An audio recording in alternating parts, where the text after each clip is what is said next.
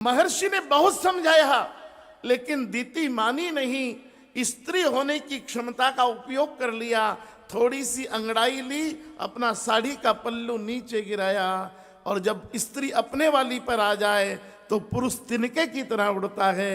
और महर्षि कश्यप भी दीति की बातों में आ गए। कहा चलो चलो तुम्हारी इच्छा है तो तुम्हें मां बना देते हैं। दीति ने हाथ पकड़ा, कश्यप को ले गई शयन कक्ष में और अपनी इच्छा की पूर्ति कर ली। जैसे ही गर्भ धारण हुआ, वैसे ही कश्यप नीचे उतरकर घुटनों में दोनों पैर रखकर रोने लगे। तूने मेरे पुण्य नष्ट कर दिए, मैं अब पूर्वजों को मुंह दिखाने नहीं रहा, मैं वैकुंठ जाने के लायक नहीं बचा। बोले मैं आपकी पत्नी हूं। बोले पत्नी तो हो, लेकिन समय तो ठीक नहीं था ना।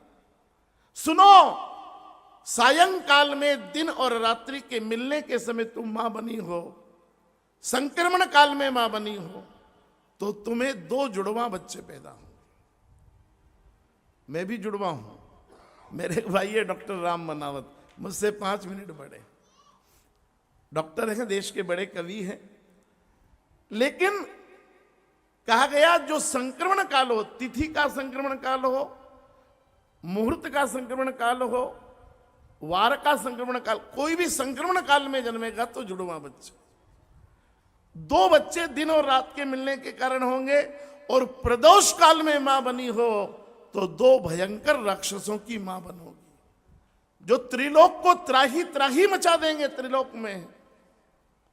दीति ने कहा अगर ऐसे भयानक राक्षस बच्चे जन्म लेंगे तो मैं बच्चों को जन्म ही नहीं दूंगी। और भागवत कहती है कि दीति ने 100 वर्षों तक बच्चों को जन्म नहीं दिया। लेकिन एक दिन दीति ने ऋषि को पूछा कि महाराज ये अचानक अनावृष्टि 10 वर्ष तक, और फिर इतना पानी होता है कि सब कुछ डूब जाता है, तो अत्यधिक वृष्टि और कभी अनावृष्टि, कभी भूस्खलन, कभी भूकंपन होता है, ऐसा क्यों होता है? तब कश्यप ने समझाया कि दीति तुम्हारे गर्भ में ये पापी बच्चे हैं ना, इसके कारण प्रकृति में असंतुलन है। बोले क्यों? बोले पूत के लक्षण पालने नहीं, पूत के लक्षण पेट में से ही दिखाई देते। जहां दिन ते हरि गर्भ आए, जब से भगवान गर्भ में आए थे कौशल्या जी के अवध में, दिन दूना और रात चूना आनंद बढ़ गया था। इसलिए पूत के लक्षण पालने में यह अधूरी कहावत है। सही कहावत है पूत के लक्षण पेट में। यहां जैन परंपरा के जितने लोग बैठे जानते होंगे, भगवान महावीर जब मां के गर्भ में आए थे तो मां को 14 शुभ संकल्प स्वप्न हुए थे।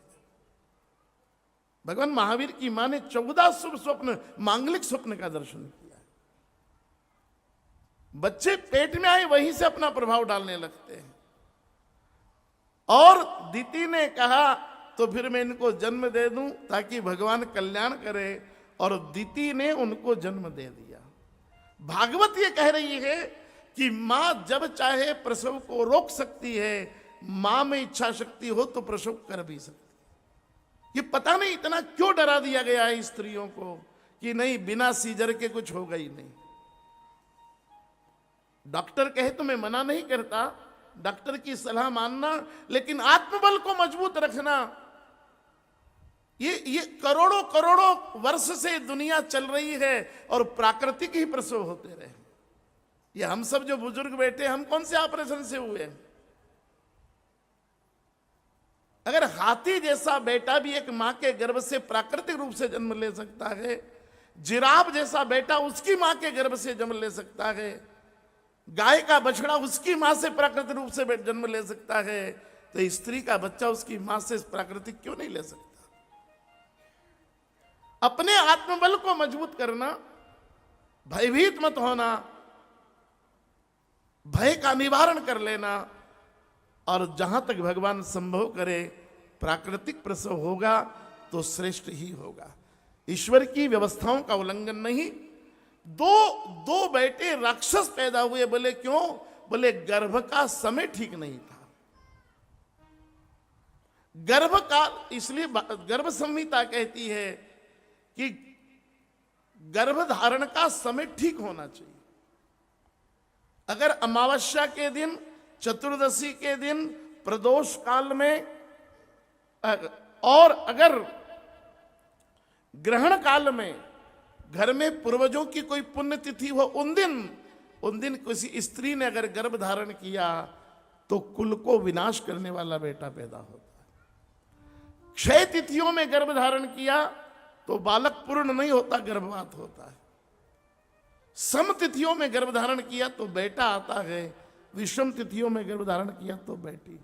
आगे मैं चर्चा करूंगा, यहां साहित्य भी संभव हुआ तो हम विक्रय के लिए उपलब्ध कराएंगे, जिसमें इस समस्त विधानों का उल्लेख है कि कैसे से संतान प्राप्त की जा सकती है। मैं केवल इसलिए कह रहा हूं कि मैं एक बार जबलपुर में एग्रीकल्चर यूनिवर्सिटी में रुका हुआ था, मेरी वहां शिव पुराण थी। तो मैंने वहां के लोगों को पूछा कि इतनी बड़ी यूनिवर्सिटी, इतनी जमीन है, इतने कर्मचारी हैं, इतने गार्ड हैं, इतने ट्रैक्टर, इतनी मशीनें, इसका खर्च कितना है? बोले पंडित जी मत पूछिए, आपको अटैक आ जाएगा, आपके बस की बात नहीं, सुन नहीं पाओगे।